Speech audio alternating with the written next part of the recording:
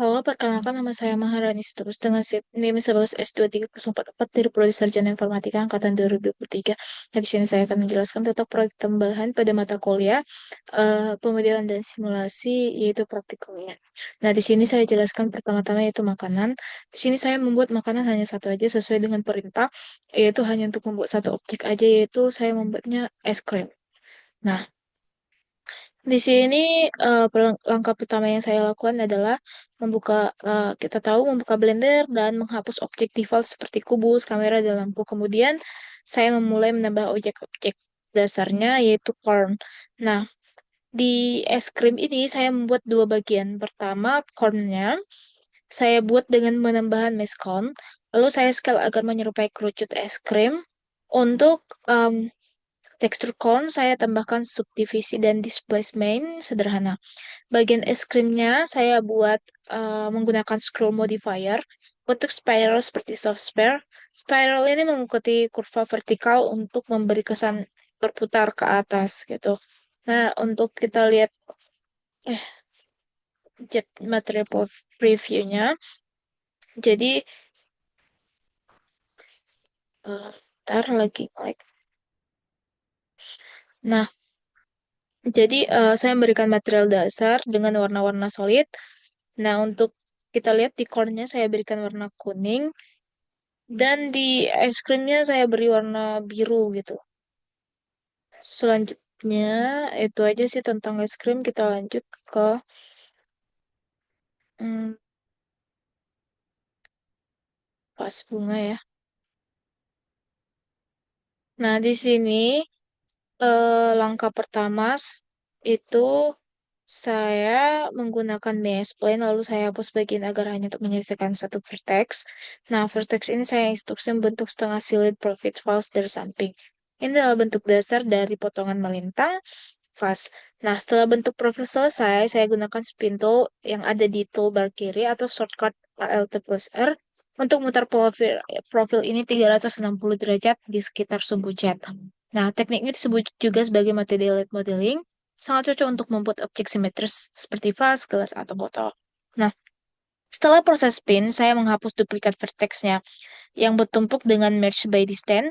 Saya juga mengaktifkan set smooth dan menambahkan subdivision surface modifier untuk mendapatkan permukaan yang halus. Kita lihat.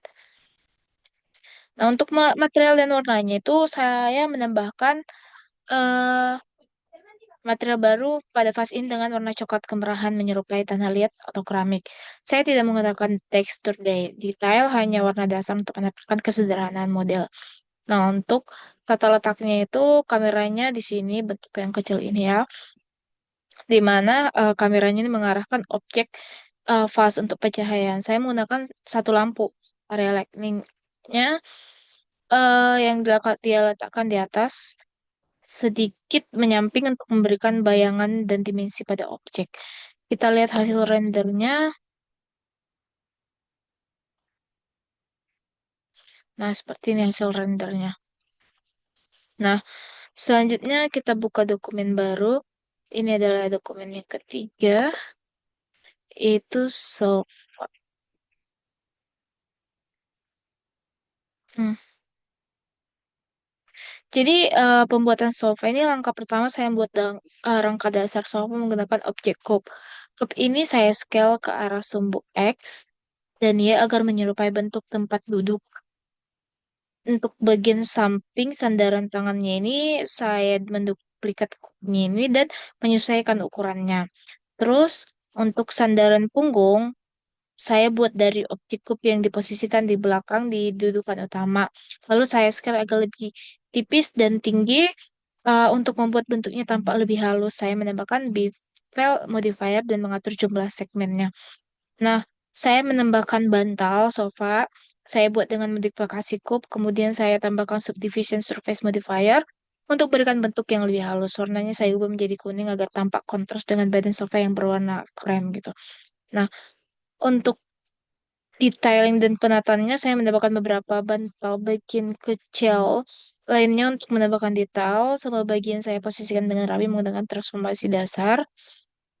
Terus, dan untuk material warnanya itu saya memberikan dua material, krem dan untuk badan sofa, dan kuning untuk bantal. Materialnya cukup sederhana, hanya warna flat tanpa struktur karena fokus saya pada bentuk gitu. Nah, untuk kamera dan pencahayaannya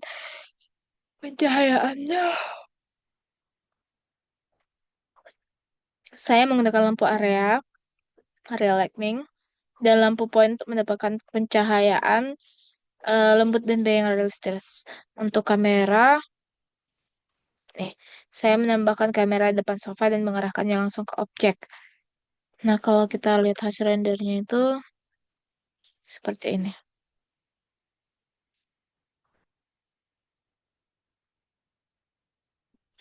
Kita lanjut saja ke objek berikutnya. Ini adalah objek keempat ya.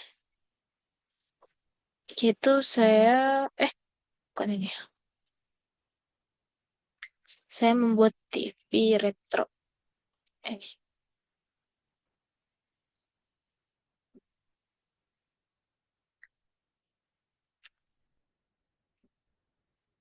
masuk ke padatnya dulu. Nah, langkah awalnya itu saya menambahkan objek dasar berupa kub. Kub ini saya scale di sumbu X dan Z untuk membentuk kerangka utama dari televisi. Saya kemudian menggunakan teknik insert dan extrude untuk bentuk bagian layar TV yang masuk ke dalam. Kalau lihat dari samping seperti ini. Nah, setelah frame selesai, saya menambahkan 3 tombol di bawahnya. Yang ini disiskan untuk menggunakan objek UV spark kecil. Nah, untuk bagian knob atau pengatur saluran saya mendapatkan silinder dan sedikit modifikasi agar tampak seperti tuas putar gitu. Nah, untuk mendapatkan material dan tekstur kita dapat lihat aja di material preview. Nah, di sini agar tampak realistis saya menggunakan tekstur kayu tua untuk bagian luar TV. Terus saya juga menambahkan material emisif atau cahaya pada layar TV. Yang ini agar terlihat menyala seolah TV sedang aktif gitu. Nah, untuk pencahayaan dan kameranya kita dapat melihatnya.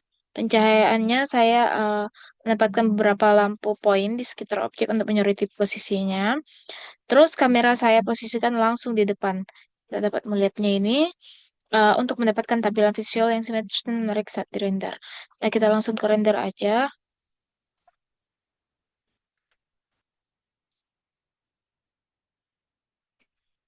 Bentar agak lama. Ini adalah hasil rendernya. Lanjut ke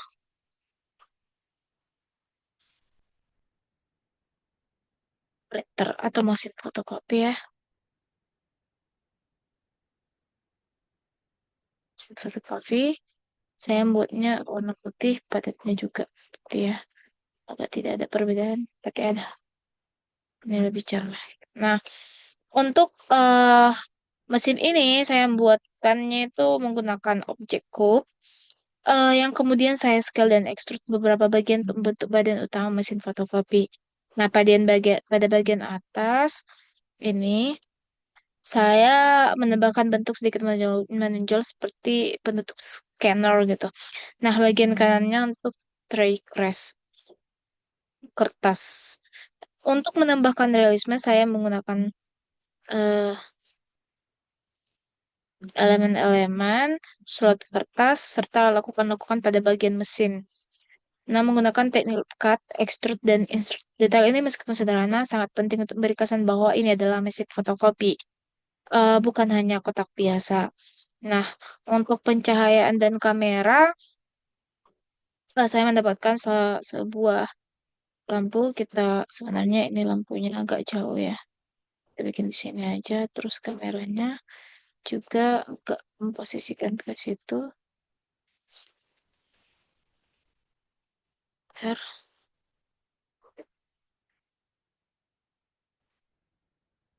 RZ untuk memperlihatkan RZ.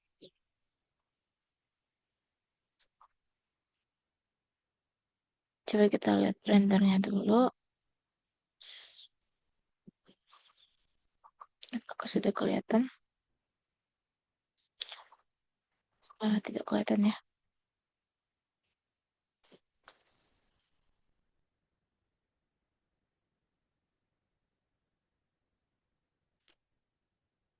Kita scroll aja. Terus oke,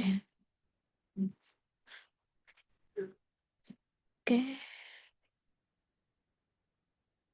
bentar,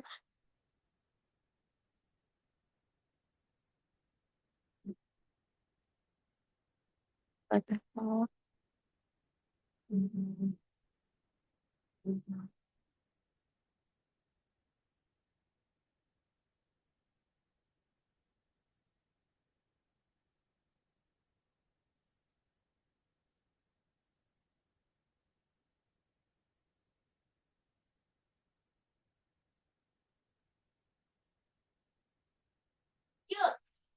agar tidak menghabiskan waktu sebenarnya ini kita bikin ke aja sih.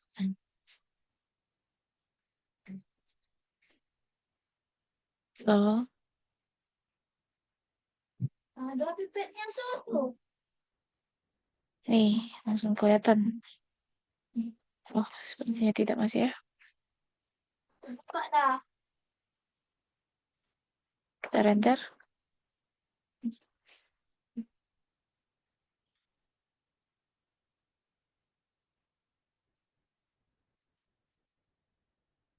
Seperti itulah hasilnya ya.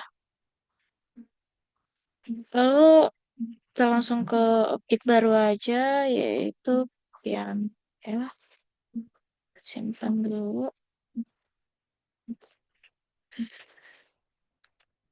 Terus buka pian. Nah, ini adalah objek terakhir. Nah, di sini saya memulai dengan mengamati bentuk piano upright yang tertutup. Jadi piano ini bentukannya tertutup, yang memiliki ciri khas bagian atas yang rata dan pedal di bawahnya ini. Terus kemudian saya menggunakan bentuk dasarnya menggunakan objek cube dan melakukan scaling serta extrude untuk bentuk bagian tubuh piano. Nah, bagian tutup atas dibuat dengan menambahkan bidang datar di atas keyboard yang menyatu dengan bodi utama. Untuk kaki pun piano saya modeling menggunakan kub kecil yang ditaruh simetris di sisi kiri kanan. Selain itu saya tambahkan panel belakang agar tampilannya realistis dan dari piano upright gitu. Untuk material kita dapat melihat di material preview. Ini saya gunakan warna hitam ya.